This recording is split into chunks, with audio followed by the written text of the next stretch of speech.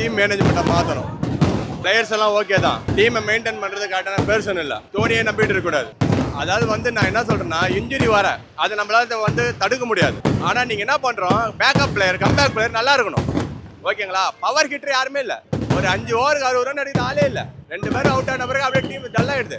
அதே மாதிரி பவுலிங்ல வேரியேஷனே இல்லை. ஒரே பவுலிங் தான் போடுறாங்க. வேரியேஷன் என்ன வேரியேஷன் இருக்கு சொல்லுங்க? நம்ம இவ்வளவு தூரம் பாக்குறோம். ஆக்சுவலி இதுக்காக எவ்வளவு செலவு பண்ணி வந்துட்டு வரோம். ஆனா எந்த வேரியேஷனுமே இல்லை. பவுலிங் ரொம்ப கஷ்டமா இருக்கு. ரொம்ப கஷ்டமா இருக்குது. முதல்ல ஸ்டீஃபன் பிளாங்கர் மேனேஜ்மெண்ட்டை மாத்துங்க. எல்லா டீம்லயும் மேனேஜ்மெண்ட் மாத்துறாங்க. நிறைய டெக்னீஷியன் கொண்டு வராங்க, நிறைய பிளேயர்ஸ் கொண்டு வராங்க.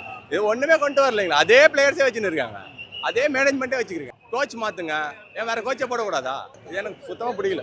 இது ரொம்ப பார்த்தோன்னா இது வன்மையாக கண்டிக்கிறேன் நான். ஆக்சுவலி அதை பற்றி கவலை இல்லைங்க. இந்த மேட்ச் ஜெயிக்கலிங்களே, நெக்ஸ்ட் மேட்சை பற்றி ஏன் பார்க்கணும்?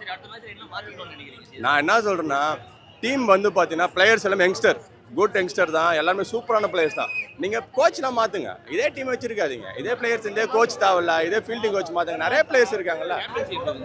அவரே சரியில்லைங்க. எங்கே ஒரு விளாண்டாரு சொல்லுங்க? ஒன்றுமே விளாட்லீங்களா?